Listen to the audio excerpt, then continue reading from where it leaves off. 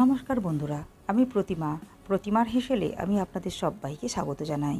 আজ আমি আপনাদেরকে তৈরি করে দেখাবো খুবই সহজ একটি রেসিপিটা খেতেও হয় যেমন মুখরোচক আর বানানো তেমনই সহজ। আজ আমি আপনাদেরকে তৈরি করে দেখাবো সাবুর পাঁপড়। চলুন দেখে নেওয়া যাক সাবুর পাঁপড় বাড়িতে কিভাবে বানাবো। সাবুর পাঁপড় বানাবার জন্য এখানে 1 বাটি পরিমাণ সাবু নিয়েছি।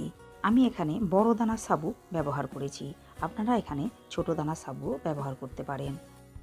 এরপর গ্যাস ওভেনে একটা কড়াই বসিয়ে কড়াইয়ের মধ্যে সাবুদানাগুলো দিয়ে কয়েক সেকেন্ড নাড়াচাড়া করে নিতে হবে। 20 থেকে 25 সেকেন্ড এইভাবে নাড়াচাড়া করে নিতে হবে। সাবুদানাগুলো 25 সেকেন্ড মতো নাড়াচাড়া করে নেওয়ার পর এখন অন্য একটি পাত্রে ঢেলে নিয়ে খুব ভালো মতো ঠান্ডা করে নিতে হবে। এরপর সাবুদানাগুলো একটা মিক্সি জারের মধ্যে নিয়ে ঢাকনা বন্ধ করে মিহি করে গুঁড়ো করে নিতে হবে। দেখুন সাবুদানাগুলো একদম মিহি করে গুঁড়ো করে নিয়েছি। এরপর একটা বড় পাত্রের মধ্যে নিয়ে নিলাম 8 বাটি পরিমাণ জল। যে বাটি মেপে সাবুদানা নিয়েছি সেই বাটি মেপেই জল নিতে হবে। এরপর অল্প অল্প সাবুদানার গুঁড়ো দিয়ে জলের সাথে খুব ভালো করে মিশিয়ে নিতে হবে। একসাথে সব সাবুদানার গুঁড়ো দেবো না, অল্প অল্প গুঁড়ো দিতে হবে আর সাথে সাথে খুব ভালো করে নাড়াচাড়া করে মিশিয়ে নিতে হবে। দেখুন জলের সাথে সাবুদানার গুঁড়ো খুব ভালো করে মিশিয়ে নিয়েছি। এরপর গ্যাস অন করে মিশ্রণটা খুব ভালো করে জাল করে নিতে হবে। মিডিয়াম ফ্লেমে রেখে মিশ্রণটা ক্রমাগত নাড়াচাড়া করে নিতে হবে। 10 মিনিট মতো রান্না করে নেওয়ার পর দেখুন মিশ্রণটা অনেকটাই ঘন হয়ে গেছে।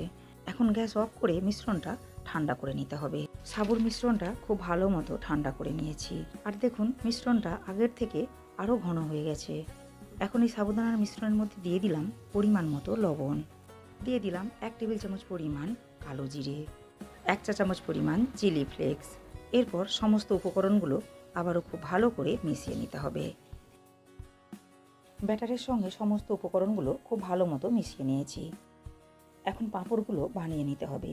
তার জন্য রৌদ্রের মধ্যে একটা পলিথিন বিছিয়ে নিয়েছি আর পলিথিনের উপর খুব ভালো করে তেল লাগিয়ে নিয়েছি। চামচের মধ্যে অল্প একটু সাবুর ব্যাটার নিয়ে পলিথিনের উপর দিয়ে চামচের উল্টো সাইড দিয়ে এভাবে ঘুরিয়ে ঘুরিয়ে গোল পাঁপড়ের শেপ দিয়ে নিতে হবে।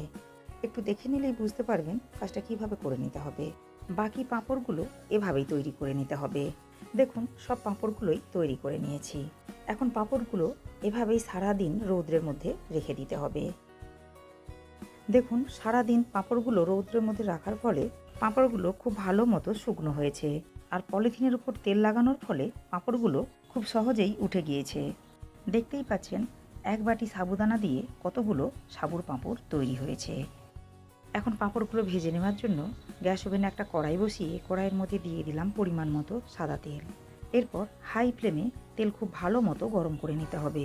তেল ভালো মতো গরম করে নেওয়ার পর দিয়ে দিতে হবে তৈরি করে নেওয়া পাঁপড়। আর তেলের মধ্যে পাঁপড়গুলো দেওয়ার সাথে সাথেই পাঁপড়গুলো খুব সহজেই ফুলে উঠেছে। হাই ফ্লেমে গরম করে নেওয়ার পর ফ্লেমটা মিডিয়ামে রাখতে হবে, তা না হলে পাঁপড়গুলো অতিরিক্ত ভাজা হয়ে যাবে। দেখতেই পাচ্ছেন পাঁপড়গুলো তেলে দেওয়ার সাথে সাথে খুব সহজেই ভাজা হয়ে যাচ্ছে।